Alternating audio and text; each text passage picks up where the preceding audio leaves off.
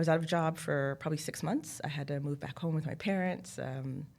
Lost my place, lost my car, couldn't support myself and my son. And so it really helped me understand like when the world of work kind of leaves you behind. Mm-hmm. I knew I had the skills. Mm-hmm. I knew I had the experience, but no one would hire me. But I still dreamt of being in tech. And I still dreamt of the kinds of jobs that I knew I had the experience for. Hi, I'm Sally Christensen, the founder and CEO of Argent, a women's workwear brand. And this is Work Friends, a podcast for those who take their work, but not always themselves, seriously.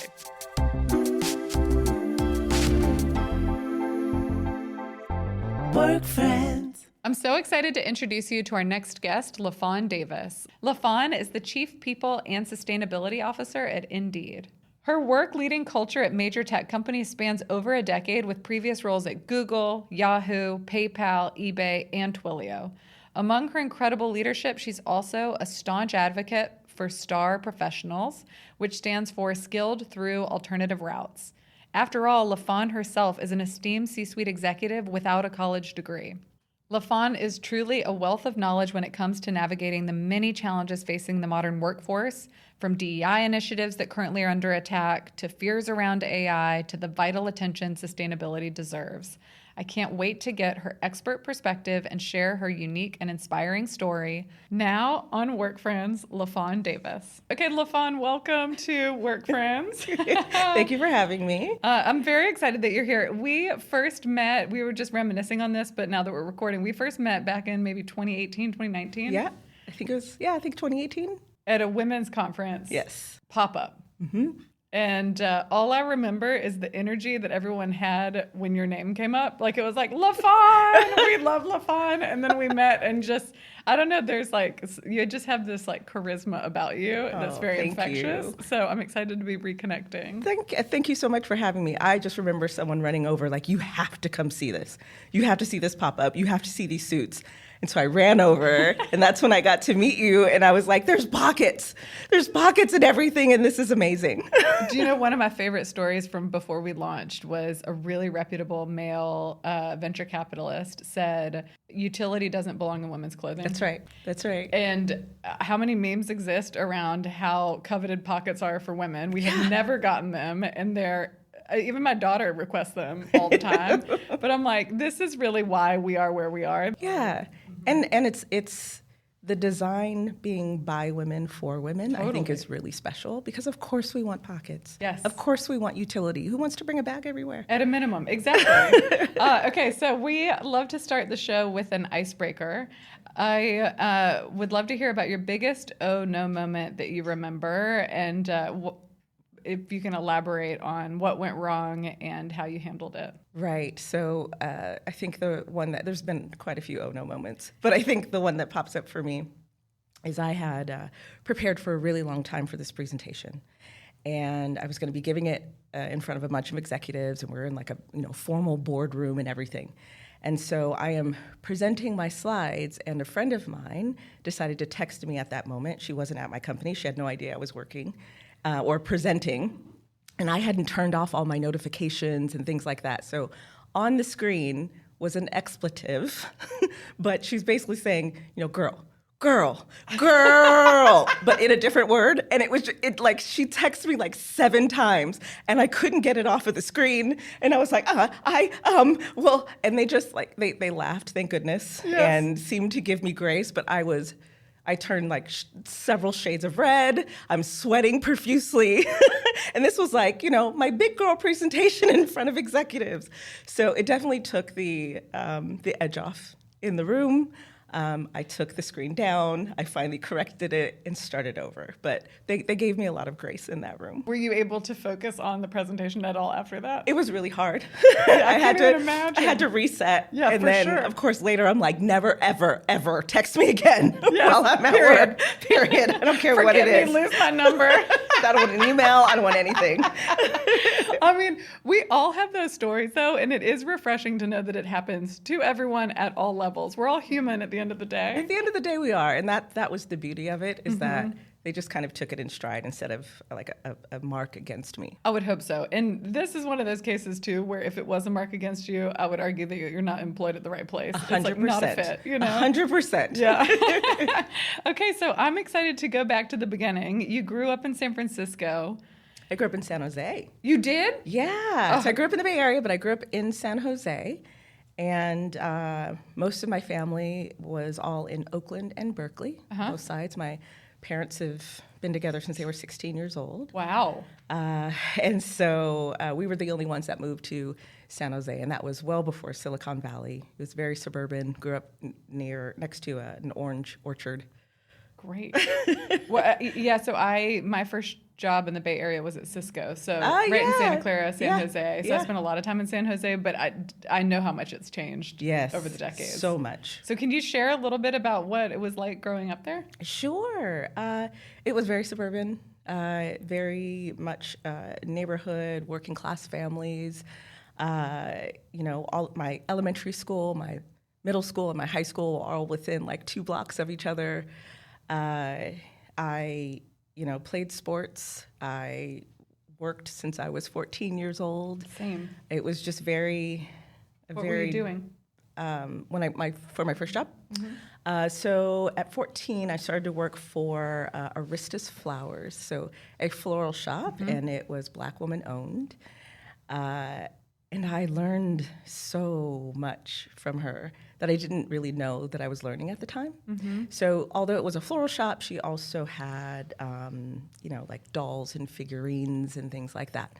And she had dolls that represented a little bit of everybody. So every race, every ethnicity, every gender. And I didn't get it then, but little kids would come in and their faces would light up when they would see a doll that looked like them. Even though I do not have a green thumb, like I kill things. Yeah. My wife has to keep the plants alive in our house. But what I did learn was precision and patience and to take your time to make something beautiful. And so though I didn't get it at 14 I was just focused on getting my little paycheck of, $300 or whatever it was. But I learned a lot of lessons from her. She was very, very meticulous when it came to design.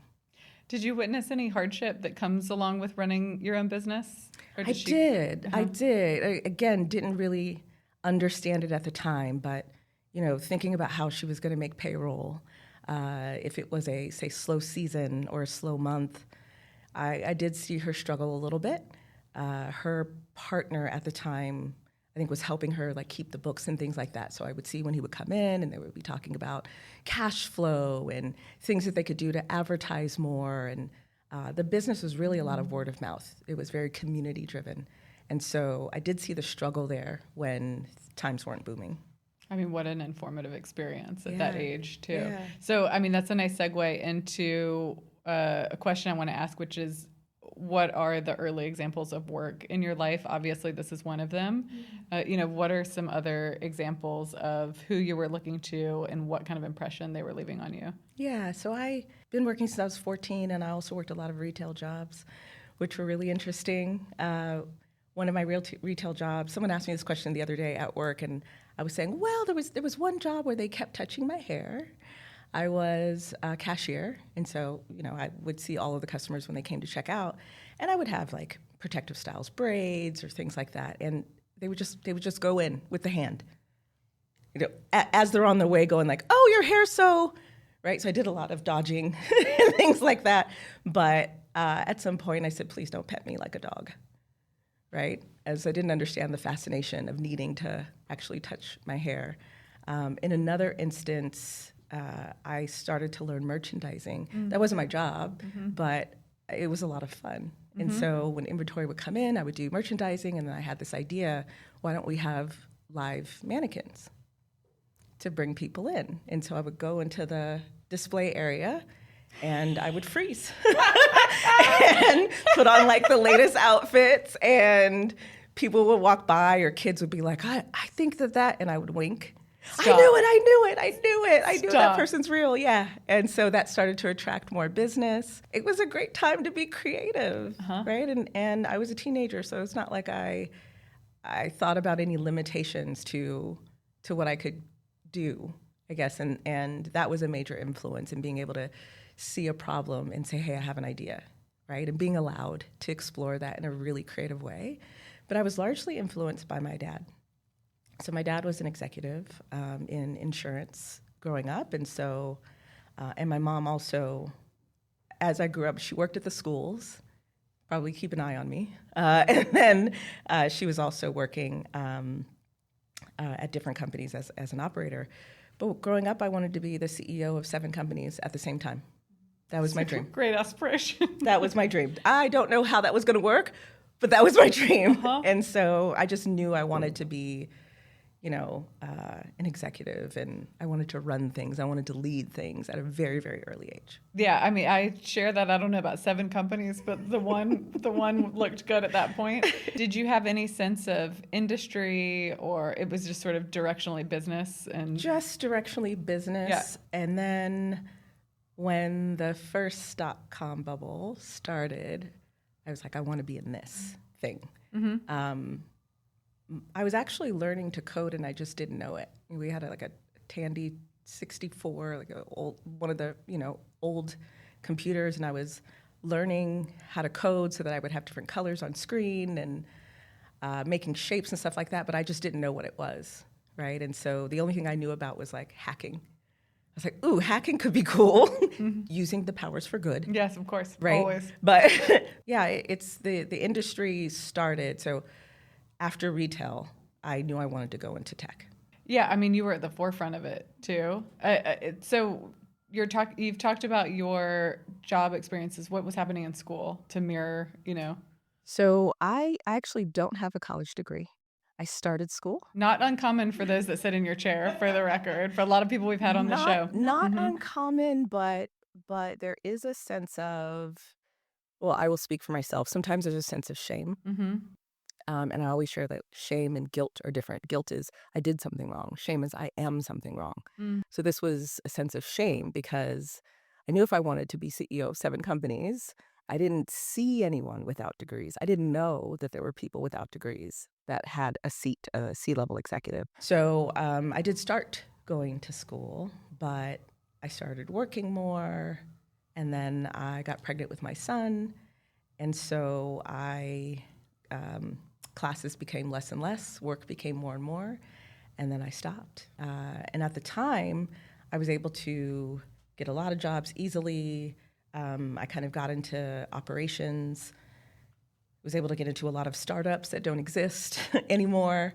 But when the bubble burst, that's when it mattered that I didn't have a degree, because I couldn't easily get another job without the degree. That was a requirement. Before the bubble burst, were you having any pushback, or was it only after? It was after. And what did that look like? Was it flat out rejection, or were you just having to? Yeah.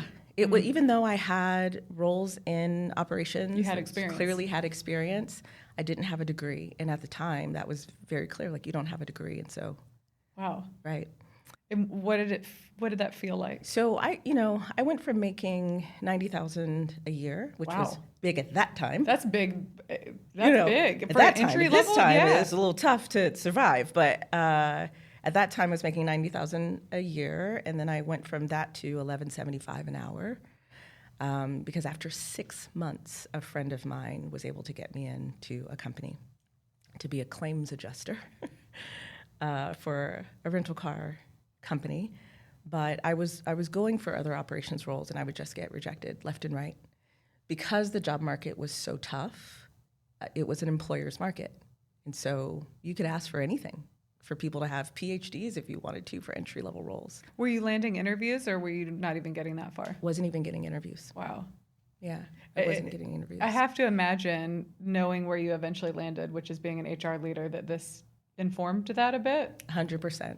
So I think the rejection helped me understand what the job market was truly like, because I didn't have an issue getting jobs before. I was out of a job for probably 6 months. I had to move back home with my parents, lost my place, lost my car, couldn't support myself and my son. My son was very young at the time. And so it really helped me understand when the world of work kind of leaves you behind. Mm-hmm. I knew I had the skills. Mm-hmm. I knew I had the experience, but no one would hire me. And it took just a friend who was like, hey, I'll get you in. into a space that I hadn't been before. It's not like I dreamt of being a claims adjuster, but it was a job, and I was grateful for it. But I still dreamt of being in tech, and I still dreamt of the kinds of jobs that I knew I had the experience for. And that's how, like, I still don't know today how I got into Google. I don't, because at the time, they pretty much only recruited from 10 colleges and universities. That's it. What year is this? This was 2005. Okay. So early days. Early, totally, yeah. Early days. And I stayed there for 8 years, large in part because I was like, I don't know how I got in here, so I don't know if I'm going to get to go anywhere else. But it was tough when I lost my job, and I knew I had the skills, but couldn't get something else with my exact same job title that I had before, right? And so that absolutely informed where I am today, where I'm kind of fighting for this skills first movement. I am a STAR, which stands for Skilled Through Alternative Routes. Mm-hmm. So although I don't have a college degree, I am educated, and I understand the craft in my field. And so I can say that now with confidence, but there was a lot of deep shame in the beginning. You've talked about shame. Were you experiencing imposter syndrome too when you did ultimately land the role? It sounds like you were confident in your ability, so I don't know if it ever manifested as imposter syndrome. It did. Yeah. It did just because of the degree. Yeah. And so it was less about, I don't think I can do it, and more about what other people thought of me. Yeah, totally. I remember when I first created my first bio, this is what this person does, and the name, and everyone had their accolades and their credentials at the bottom. Their PhD, their master's, their bachelor's, and I didn't have that. And so I was like, attended university, right? Because I felt like I had to in order to be at the same level as other people. So it definitely manifested, if not internally, certainly from what I thought other people thought about me. I think it's hard not to internalize the comments that we hear, because I grew up in the Southeast, and I just remember things like girls aren't good at math, and so I was like, am I not good at math? Okay, then I better not try as hard in class, or I better just sort of check out in class. But it is really hard as a woman of color especially, I'd imagine, just for these negative comments to be made at a really impressionable age, right? Yeah. You're still young, you don't have the experience, and we do oftentimes internalize that, and I think and carry it with ourselves. I remember I went to grad school, and day one thought everyone's smarter than me, everyone's better than me, and did, top of the class. But it's hard not to give up your power, I think, and give up control of what you're feeling on the inside. Yeah. But I think that's what makes who you are and where you are now from a career perspective so magical, because you're able to give that gift to people at a young age. Yeah. And I was one of them. I'm not good at math. I would take And tests. you don't have to be. You don't actually. Yeah. I like to surround myself with people that are much smarter than I am. Yes. And so even if I don't do the maths, I have people around me that do very, very well.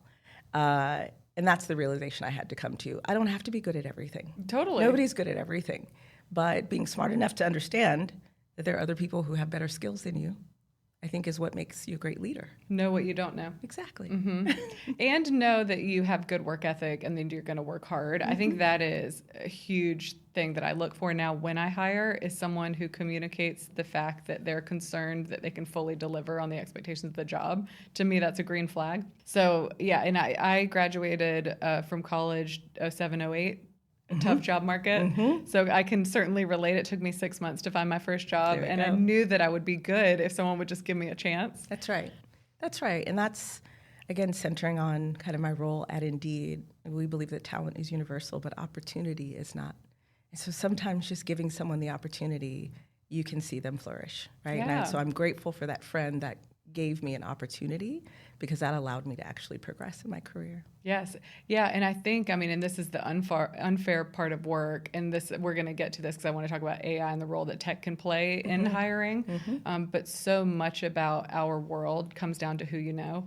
That's right. Especially when it comes to hiring and landing jobs, mm-hmm. but it's really a little bit of everything. And, it's that unspoken construct that really is informing promotions and hiring and a whole host of things, right. That we don't always have access to. And how do you democratize that? The newest pieces from Argent are the ultimate pairing of work and play. Our signature chic tailoring comes alive in lemon yellow, I'm wearing it now, and grass green, which might be my season's favorite. Plus, airy summer dresses serve as the perfect transitional staples, going from desk to dinner, work week to weekend, truly wherever your summer plans take you. As always, Argent fabrics are the biggest game changer in premium Italian seasonless wool, lightweight linen, and 100% cotton to ensure you feel as amazing and confident as you look. Shop all the latest arrivals, including the look seen on Work Friends at argentwork.com. So I am excited to get into your role at Indeed, but first, you were in culture leadership roles for over 10 years for companies like Google, you talked about, Yahoo, PayPal, and eBay.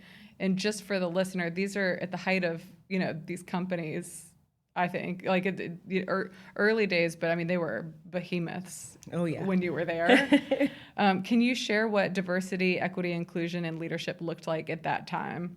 Yeah. So a lot of what companies focused on was purely like representation, right? And spent millions upon millions to recruit people from, I think, different walks of life, to increase their pipeline, all that kind of good stuff. But the focus was purely on recruiting. And then I got to see the tide change a little bit to focus much more on inclusion, with the understanding that you can recruit all the people that you want. If you don't have an environment in which diversity can thrive, then people will leave, right? And so it shouldn't be about making sure that you have certain genders and certain races and all of that. It should be that you want your workforce to reflect the world around you, and you have an environment in which people can thrive. And then I saw the tide change a little bit to belonging, with the concept that everyone should feel like they belong no matter what, no matter where they come from. If they have the skills to do the job, they should do the job. And then, I think most recently is where equity has come in, and kind of very similar to what you're talking about. If getting a job is based on networks or who you know, there are lots of underrepresented and marginalized people who don't have that network. And so they're already at a disadvantage. How do we create equitable spaces that isn't so much about who you know, but is much more about what you can do? And that's where equity started to come in. Some of us are starting from a different place in the race, right? And we have other obstacles that are in our way. And so how can companies focus on removing those obstacles to allow people from everywhere the opportunities that they need? So I definitely saw like a change in how companies were working on kind of the D&I space at the time. But in the beginning, it was certainly just focused on kind of the numbers, right? And having a certain workforce that looked a particular way. And how are you measuring yourself, and how do you show up? Because you are the embodiment of the work that you've become, and I think are able to advocate. I mean, you're a case study in why representation is so important. And so how are you measuring success, as your career evolves? And how comfortable are you with fighting for what you believe in, being outspoken? I imagine you have to be you temper that a bit. Depending on where you're yes. Depending on the rooms that I'm in, yeah. Depending on who my audience is. There are lots of times I can't say the things that I would like to say, but it's who I am to fight for what I believe in. It's who I've always been, even if I have to do that in different ways, which is kind of the moment that we're in right now. And I think what's really important to me is that that's part of my legacy, that I fight for everybody. Everybody. There's not like groups of people over here that I fight for and everybody else doesn't matter. I believe in creating environments where everyone is okay. And that people feel safe, and in particular have psychological safety. So I still advocate no matter what. I just code switch depending on my audience and what I'm trying to accomplish. So well said. I mean, I spent a number of years in the corporate world, and it is necessary, I think, to understand the inner workings and the politics of it all to strategize for the optimal outcome versus, you can burn bridges and burn it all down and, be very disruptive, but to what end? Exactly. Yeah, there's a time and place. Sometimes you totally light the match, but Yes. It really depends, right? What you want the outcome to be. Well, I was just actually talking about this last week. So I'm very measured. I'm not an emotion. I don't respond to things emotionally. You can say something really offensive to me in real time. I'm not necessarily going to respond, but it's actually my secret weapon, because if I do articulate a displeasure with something, it becomes a much more effective tool. Mm-hmm. So I think, being able to understand what your objectives are and also understand that it's a business that you're working within. Correct. When there's a business, like there's a company that exists for a reason. Yes. Right? And we live in a capitalist society. So you fight the good fight, but also understand you still have to exist. And so there's some ways that you may have to operate in order to exist and also fight the good fight on the side. Well, and I asked you about your measure of your own success, but to me, you existing in this world, having the C-suite seat and presence and participation, that is success, right? Just having a seat at the table is success. Yeah. So you joined Indeed in 2019, initially as the Vice President of Diversity, Equity, Inclusion, and Belonging. How did this opportunity come about? So I mentioned you've been at these other companies. Yeah. So actually, I joined as VP of Inclusion. That's all that it was. Okay. And when I first came in, I was like, there's so much more to this work. Yes. Inclusion is absolutely, absolutely important, but we're going to talk about all the things, and we're going to say the words, and we're going to do the work. So that evolved into Diversity, Equity, Inclusion, Belonging Plus, and the plus was kind of similar to LGBTQ plus. There's more in that community, and there's more to this work. And that evolved into ESG, which is environmental, social, and governance. And so looking at having a carbon neutral and net zero goal for the environment, helping 30 million job seekers facing barriers get hired by the year 2030, cutting the time to hire in half so people get jobs faster, and then also looking at how our workforce is represented, reflecting to the world around us. And so I was able to set long-term goals for the company in the ESG space, and I loved that because I got to build something that wasn't there before. And then that evolved into now what is people and sustainability at Indeed. And so that takes all of the ESG stuff and adds it to HR with the understanding that how we show up for our job seekers and our employers on the outside is how we should be showing up for our employees on the inside.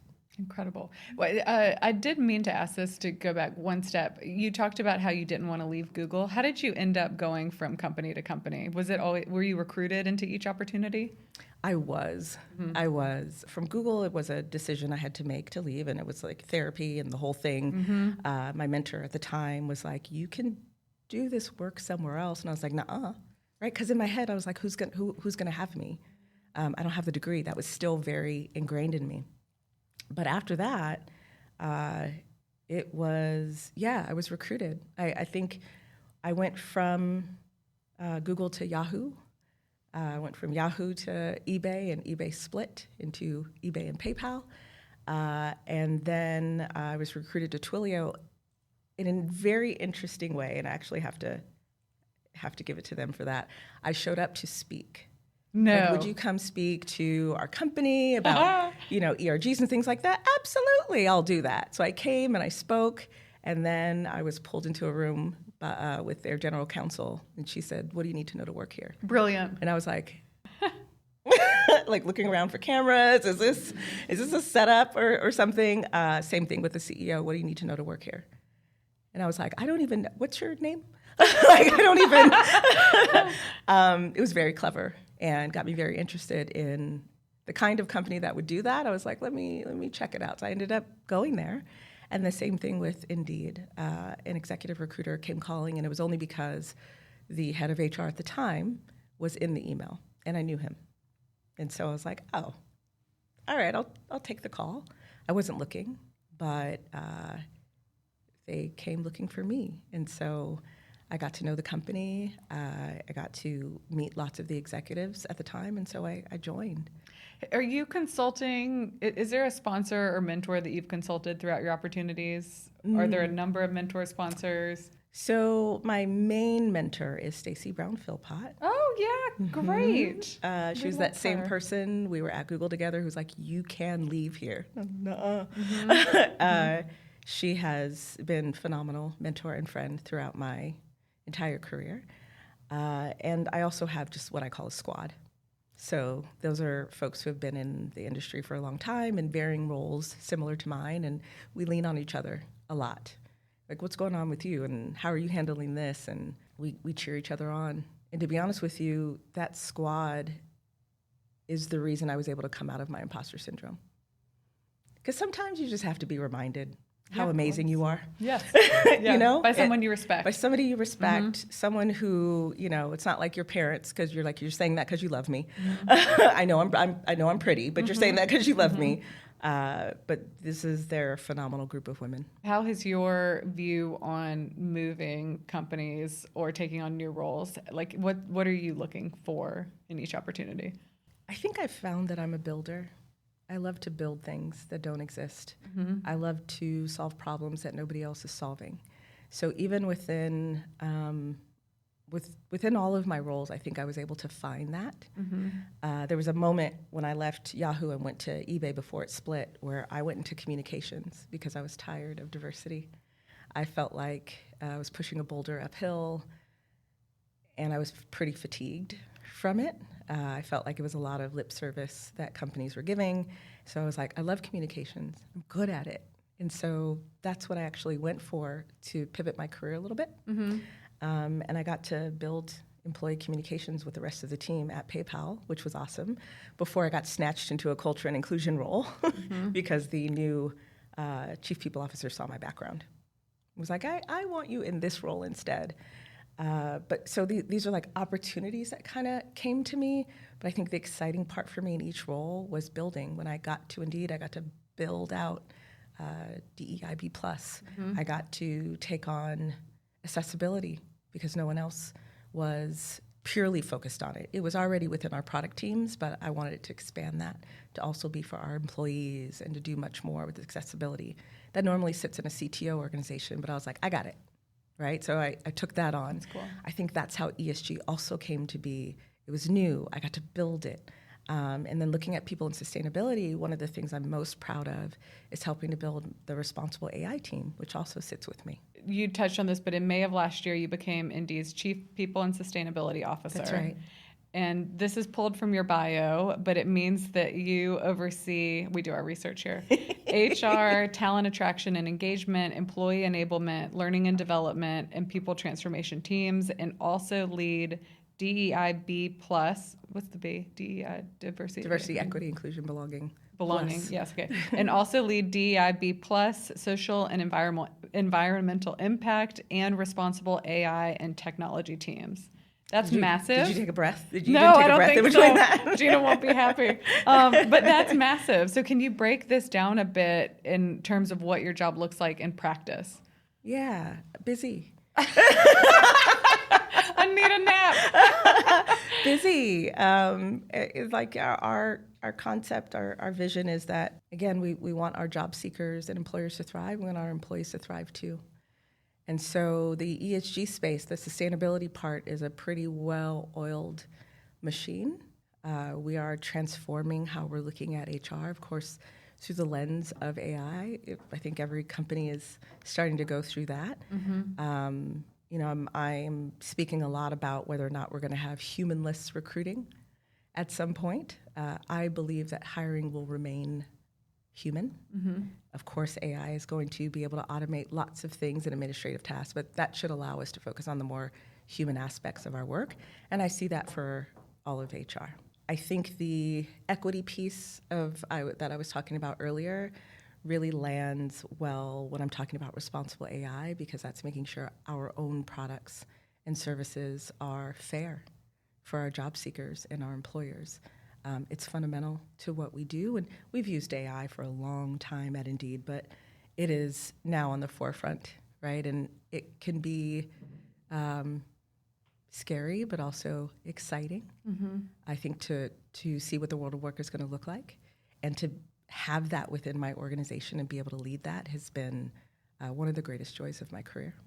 And for people who work at companies who do not have someone like you at the helm, or who value inclusion and environmental impact but don't necessarily feel aligned with the higher ups, how can they still advocate for themselves and show up in an authentic way? Yeah. So the first thing is just acknowledging that that's really, really hard.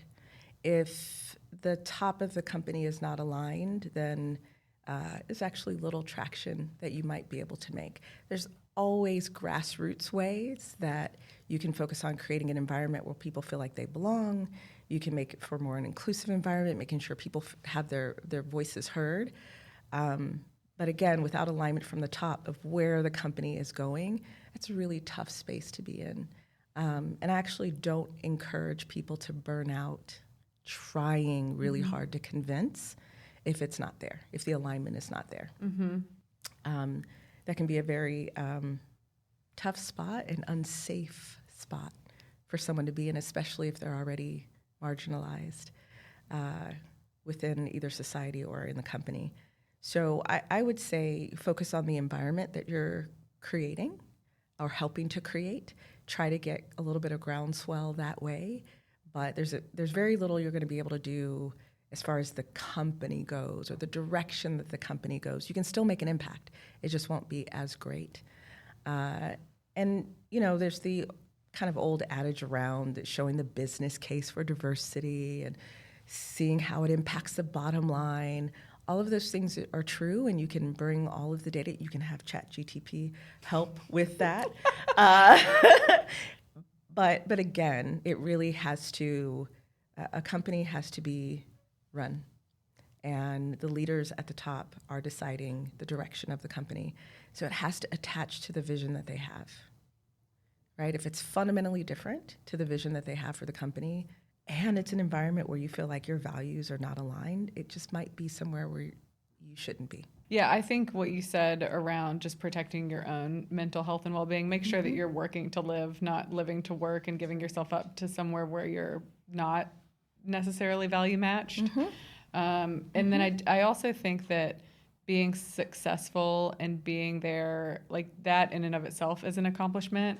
And there are ways that you can have an impact. If you're building a team, maybe you can apply your own principles to that team. Definitely. And then everything you said is, spot on in my opinion. Yeah. You touched on this earlier, but you've been a very vocal advocate of STAR professions. So those skilled through alternative routes. Yes. Why in this current workforce is this more important than ever? Yeah. I think, kind of going back to how I grew up and when I lost my job and knowing I had the skills and I couldn't get the job. And so the foundation is very simple. If you can do the job, you should get the job, right? If you have the skills. And the STARS kind of movement isn't anti-college degree. College is a great place to get skills and education and experience. It's just not the only way. And so that's really what this is about. We are entering what is still a tough job market. And employers are often saying we can't find the job seekers we need, and job seekers are saying we can't find a job. And so getting employers to understand what skills they actually need for the job, the skills very, very clearly. It doesn't matter if the job title exactly matches. In some cases, it doesn't matter if they have the college degree. It is purely about the skills that they have. And then it's also helping job seekers understand what skills they have. I think about when my son was maybe about 9 and I made him interview with me. I made him create a resume. And I made him put on a suit and interview with me, firm handshake, eye contact. And when we're making the resume, he's like, I don't have any experience. I said, sure you do. How did you help your papa last week?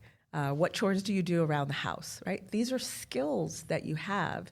And so being able to talk about that is kind of what job seekers have to do. It's not just about the last job you had or the pedigree of the company. It is about the skill. And so that is the movement that I'm trying to lead right now. Because it's such a tough job market, I think focusing on skills is the only way that companies can expand their pipeline to really find the job seekers they need. And also, as we enter into this realm of AI, automation is definitely going to replace some of the skills needed for some roles. And so how do we make sure that we're not creating dating myself. I already kind of did that when I grew up, but there was the digital divide. There will be the AI divide. And our chief economist, her name is Svenja Gudell, she is phenomenal. She says, she doesn't take credit for this line, but it's still a good line. Generative AI will not replace your job, but someone who knows how to use it will. Ooh. And that's really what Skills First is about, right? It's even learning AI skills now in a very simple way. Most people don't use Google the same way they did just a couple years ago. People are searching on TikTok and they're looking at ChatGPT to answer all their questions. And so how do we make sure that the world of work doesn't leave more people behind this time? How do we make sure that skills are at the forefront, that we impact that kind of AI divide greater than we did the digital divide?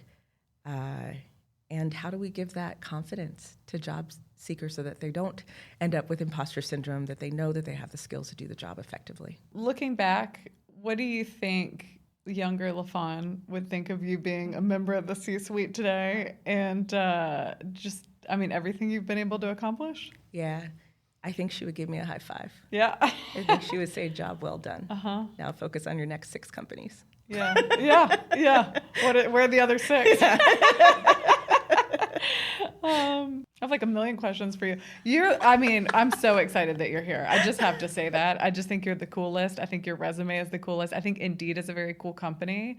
It's an interesting place to be given all these changes with AI, with employment, because I do think that there are a lot of job seekers and employers that are trying to figure it out. Yes. And definitely. I think the advice that you just gave is valuable. Like, make sure that you're, not ignoring that trend and that you're experimenting with it. There are versions of AI that exist in all of our lives already. 100%. And it is here. It's here. It's not something where we can say, well, it might be coming, but like resisting against it is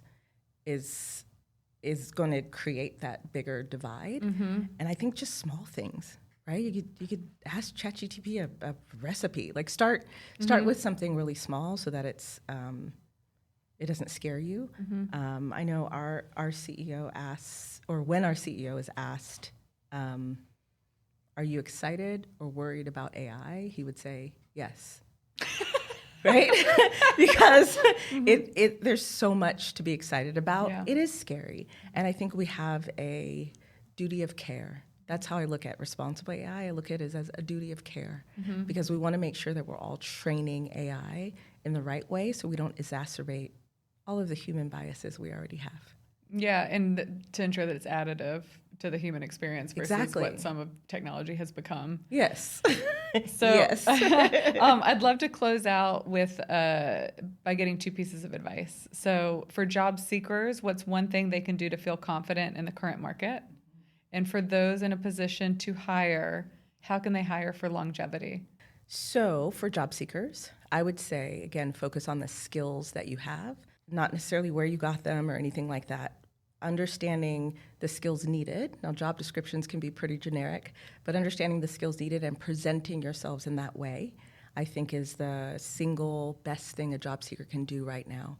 I will often hear, I've applied everywhere, thousands of jobs, and I don't hear back, or, I can't find a job. But I think part of this movement of skills first is being able to say, no, I can do the job. I can do the job, and this is why I can do the job. So it's presenting yourself differently.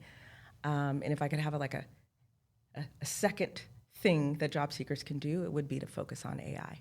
Do something really small every single day. For employers, being able to hire for longevity is one, understanding where you want your company to go. So having that company vision and then aligning the talent that you want in your company. Again, focusing on skills. So if you are just now thinking about the kind of AI skills that you need, you're probably a little behind.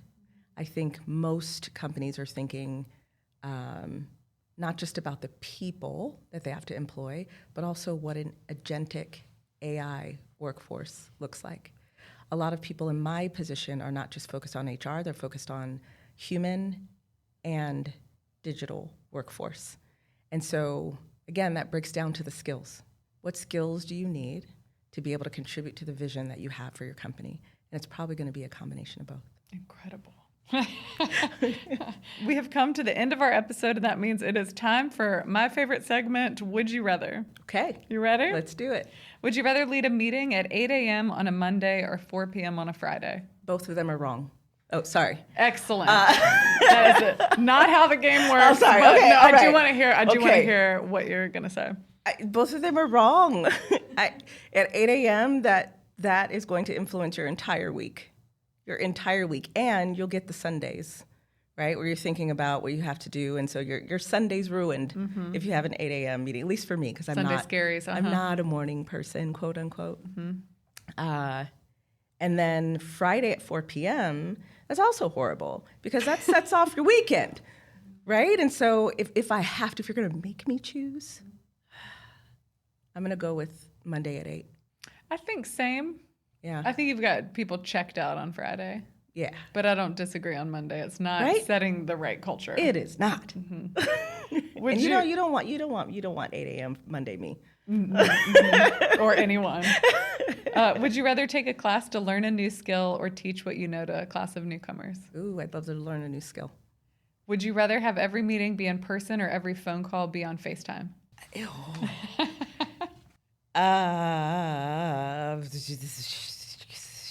Every phone call be on FaceTime. In person all day for me. Yeah, I don't know. You're in the heart of Silicon Valley though, so that tracks. Would you rather only dress up for work or only dress down? Only. Can only.